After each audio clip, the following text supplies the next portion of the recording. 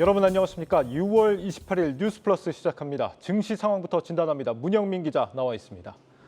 문 기자, 증시가 오늘은 혼조세를 보였는데 이 외국인들 유입이 오늘은 좀 시들해졌습니다. 어제는 순매수였는데 오늘은 매도로 다시 돌아섰습니다. 네. 오늘 하루에만 376억 원을 팔았고요. 이달 전체로 넓혀보면 이틀을 빼고 모두 순매도했습니다. 이 6월 누적 순매도 금액은 5조 1,600억 원이었는데요. 이 상반기 전체로 넓혀봤을 때 무려 18조 원이 넘었습니다.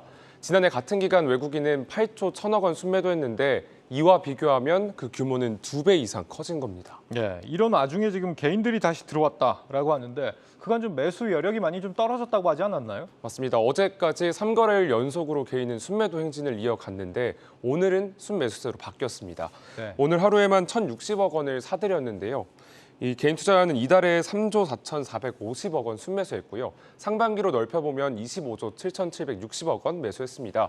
개인이 25조 원 넘게 사들이고 있지만 지난해와 비교하면 현저히 낮은 규모입니다. 지난해 상반기 62조 1,000억 원 가량을 순매수했는데 올해 같은 기간과 비교하면 절반이 안 되는 거죠. 확실히 이제 개인들 매수 여력이 줄어든 게 맞는 모양이네요. 맞습니다. 이 국내 증시의 높은 변동성에 지친 개인들이 우리 증시에서 떠나가고 있다고 볼 수가 있겠습니다. 예. 실제로 증시 대기자금 성격인 투자자 예탁금을 한번 살펴봤더니 1월부터 꾸준히 내려가고 있습니다. 1월 67조 원에 달했던 투자자 예탁금은 지난달 60조 원이 무너졌고요. 올해는 57조 원 가량으로 지금 나타나고 있습니다. 네. 자, 이런 상황에서 지금 개인과 외국인의 투자 성적표를 우리 문 기자가 분석을 해봤다라고 하는데 우선 개인들이 사들인 종목들 수익률 어떻게 되고 있습니까 지금? 개인들이 가장 많이 사랑하는 종목이죠. 6월 한 달에 삼성전자를 가장 매수를 많이 했는데요. 네. 아무래도 오만전자까지 내려오면서 저가 매수 유입이 활발해진 것으로 보입니다. 이러한 같은 의미에서 SK하이닉스도 순매수 2위에 이름을 올렸고요. 삼성전기, 포스코홀딩스, 카카오페이도 순매수 상위 5종목에 이름을 나란히 올렸습니다. 예. 이 5종목의 수익률을 한번 살펴봤더니 삼성전자는 12% 가까이 빠졌고요. SK하이닉스와 삼성전기도 마찬가지였습니다. 포스코홀딩스는 16% 가까이 하락했고 카카오페이는 무려 38.9% 하락하며 이 상위 5개 종목의 평균 하락률은 18.1%에 달했습니다. 그렇군요. 지금 같은 시장 상황에서 그렇게 놀랍지도 않은 일인 것 같긴 한데 그런데 이런 와중에 외국인 투자자들의 수익률은 좀 달랐다고요? 물론 하락 장세에서 같이 수익률이 하락한 거는 피할 수는 없었지만 예. 이 개인보다는 그래도 좀 선방한 모습을 보였습니다. 외국인이 가장 많이 사들인 종목을 살펴봤더니 우리 금융지주 SK이노베이션, KT, KTNG, 한국항공우주였습니다. 이 수익률을 보시면 아시겠지만 이 하락 장세 속에서도 플러스 수익률을 나타낸 종목도 있었고요. 그렇네요. 평균을 보니 4.5% 하락하며 이 개인과 비교했을 때 4분의 1 수준을 드러냈습니다. 예. 이 기관과 상위 종목 수를 넓혀서 조금 비교를 해봤더니요. 더욱 결과는 극명하게 갈렸습니다. 개인의 경우 이 상반기에 순매수 상위 10개 종목 평균 등락률은 30%가 넘었고요. 외국인은 6% 수익률을 드러냈습니다. 확실히 이 동학개미라는 말 올해는 좀 쓰기 어렵겠습니다. 차이가 맞습니다. 왜 이렇게 크게 날까요? 아무래도 증권업계에서 분석하기로는 이들이 산 종목들의 특성에서 좀 차이가 있었다라는 분석입니다. 예. 이 개인이 주로 매수한 종목은 아까 보신 것처럼 삼성전자, 네이버, 카카오, SK하이닉스 등 대표적인 시가총액 상위주인데요. 우량주는 사두면 오른다는 인식에서 이 고점 대비 주가가 큰 폭으로 하락한 시총 상위주를 매수한 겁니다.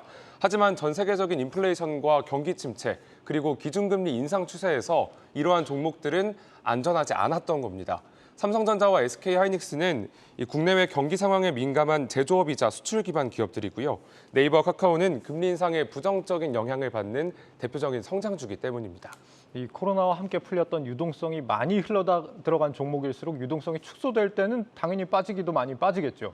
그러면 외국인 투자자들이 산 종목은 이런 종목이 아니다 그런 얘기인가요? 맞습니다. 외국인들이 순매수 많이 한 종목을 봤더니 네. 이 대외적 변화에 비교적 좀 덜 민감한 이 경기 방어주였습니다. 이 수익률을 한번 아까 보신 것처럼 수익이 난 종목도 있었고요. 수익이 나지 않았지만 평균적으로 개인보다 높은 방어율을 보였는데요. 이 금리가 인상되면 순이자 마진이 상승해서 수혜를 받는 금융주와 또 대내외 변화에 상관없이 안정적인 실적이 나오는 통신주를 사들인 겁니다. 또 이러한 종목들은 배당률이 높은 고배당주로도 분류되기 때문에 외국인의 투자 심리를 자극하기에 충분했던 겁니다. 증권업계는 금리 인상과 경기 침체가 이어지는 한 이 외국인의 이러한 매수 흐름은 지속될 것이라고 전망을 했습니다. 특히 하나금융투자는 고배당 종목군의 경우 최근 4년 동안 6월 말부터 10월 말까지 주가 수익률이 가장 높았다고 설명했습니다. 이에 따라 올해 예상 실적과 배당 수익률이 높을 것으로 보이는 종목으로 LX 인터내셔널, S-오일, LG, HMM 등을 꼽았습니다. 네, 확실히 이제 경기 방어주를 사라는 조언 무시하면 안 됐었네요. 씁쓸하긴 하지만 지금 상황 감안하면 좀 납득할 만한 결과 같습니다. 마지막으로 내일 이 주목할 일정들 한번 정리를 해볼까요? 네, 윤석열 대통령이 스페인 마드리드에서 열리는 북대서양 조약기구 정상회의에 참석을 합니다. 여기에서 윤 대통령은 체코, 폴란드, 네덜란드 등 유럽 각국 정상들과 만나서 원전 수출을 논의할 예정이고요. 또 이 나토 정상회의에서는 에너지 대책이나 러시아에 대한 추가 제재 논의까지 이뤄질 전망이기 때문에 해당 회의에서 어떤 내용이 오고 가는지 주목할 필요가 있겠습니다. 네, 알겠습니다. 증시 프리즘 문영민 기자였습니다.